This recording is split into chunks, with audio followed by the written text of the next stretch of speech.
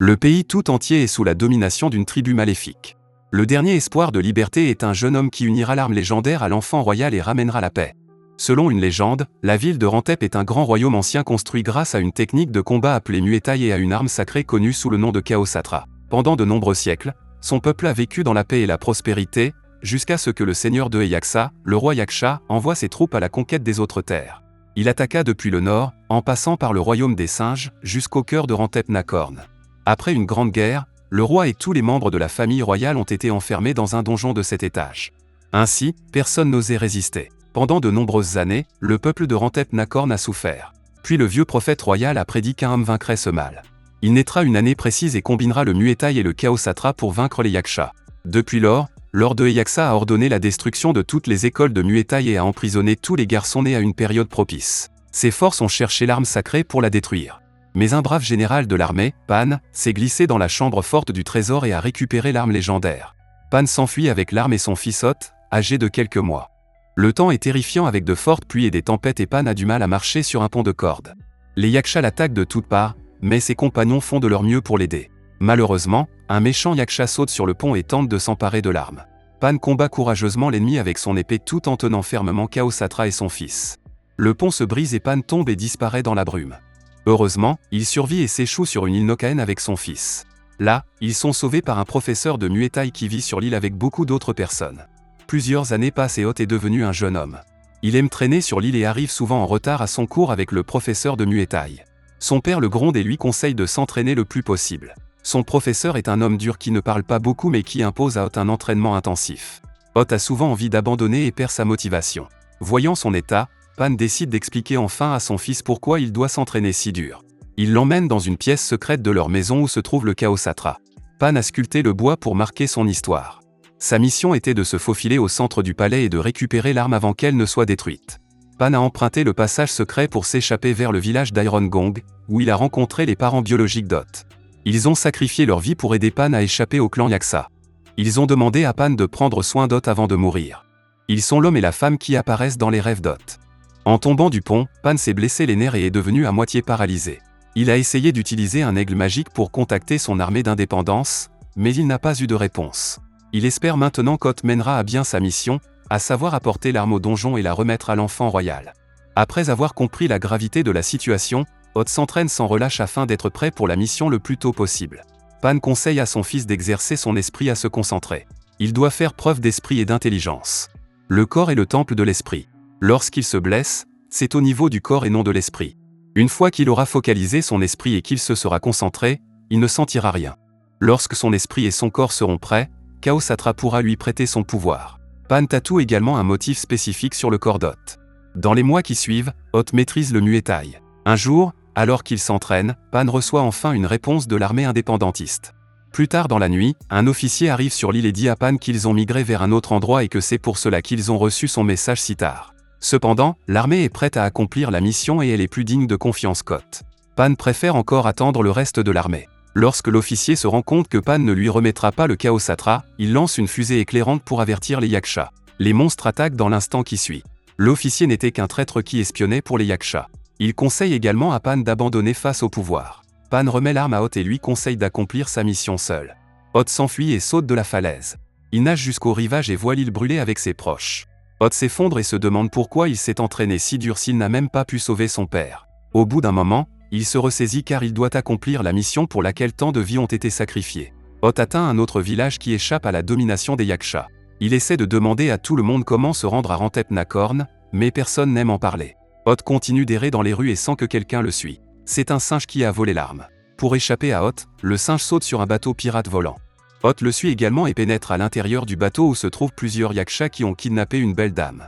Il trouve le singe en train de se battre avec un Yaksha rouge et saute pour l'aider, mais il se rend compte plus tard que le Yaksha rouge est en fait l'ami du singe.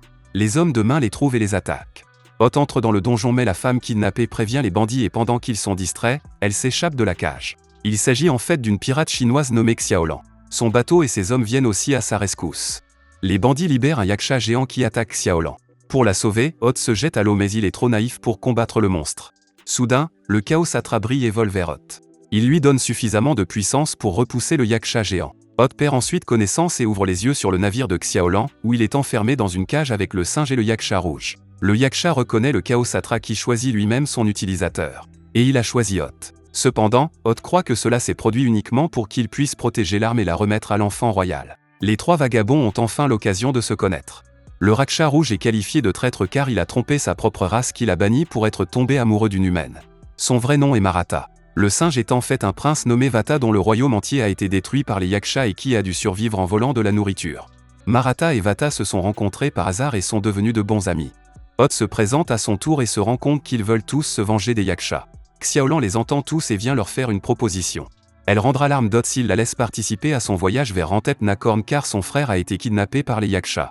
Pendant ce temps, Lord Eyaxa a ordonné de rassembler tous les héritiers de Rantep et de les torturer pour qu'ils révèlent qui est l'enfant royal mentionné dans la prophétie. Eyaxa commence à insulter les membres de la famille royale en les traitant de lâches. L'enfant royal se déclenche et se lève. Pour garder le secret, les autres garçons se lèvent également pour affirmer qu'ils sont l'enfant royal. Cependant, Lord Eyaxa a déjà découvert la vérité.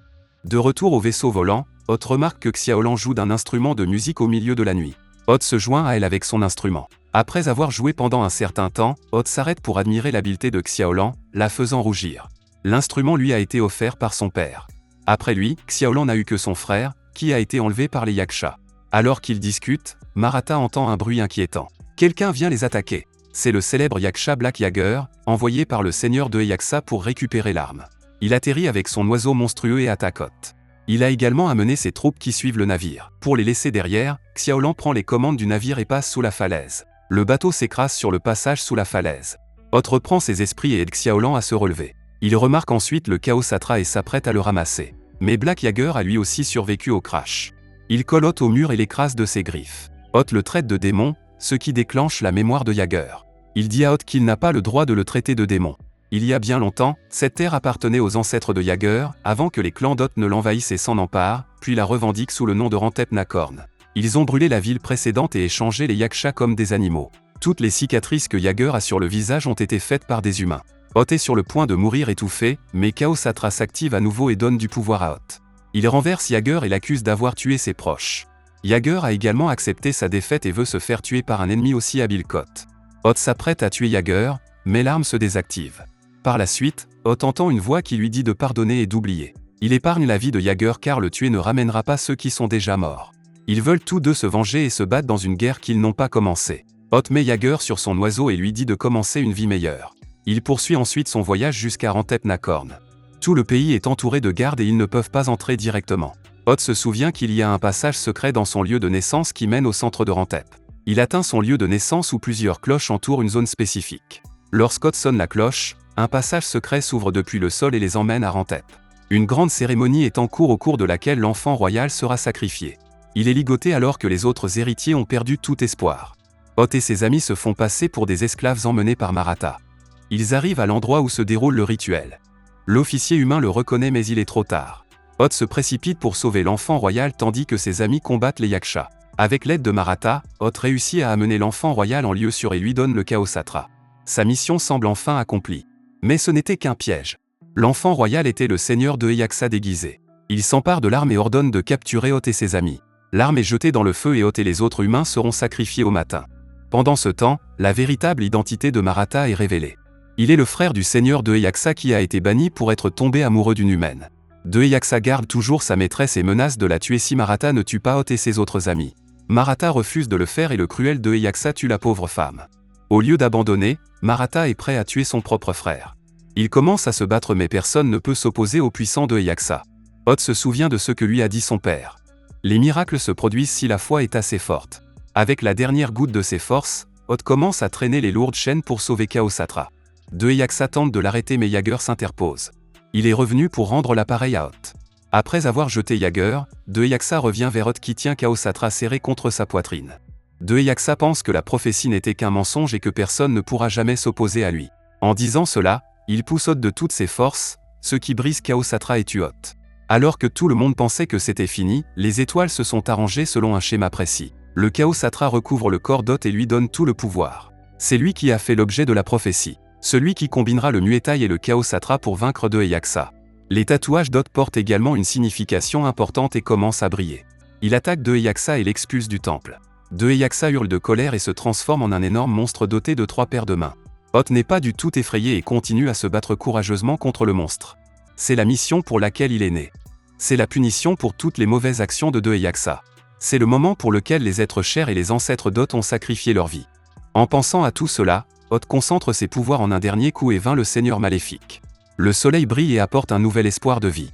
Enfin, Rantep Nakorn retrouve la paix. Le Seigneur de Eyaxa, qui a perdu son pouvoir, est envoyé dans le plus profond des donjons. Maratha règne désormais sur le clan Yaksa et donne l'indépendance à Rantep Nakorn. Il ordonne également aux soldats Yaksa de reconstruire la ville. Xiaolan a retrouvé son frère et tous deux ont disparu. Après la renaissance de Rantep Nakorn, Maratha ordonne également à ses troupes d'aider à faire revivre Maniko, la ville du prince Vata. Entre-temps, Hoth a servi l'enfant royal en tant que professeur de Muay Thai et est devenu chef de la garde royale pendant un certain temps. Puis, repensant à son passé, il démissionna de son poste. Il retourne sur les îles Nokaen pour y mener une vie paisible. Un jour, il rencontre à nouveau Xiaolan et a enfin l'occasion de poursuivre son histoire d'amour. Le mal a beau projeter une longue ombre, sa victoire n'est pas éternelle. Tôt ou tard, le courage des justes se lèvera pour dissiper les ténèbres et ramener la paix. Merci d'avoir regardé.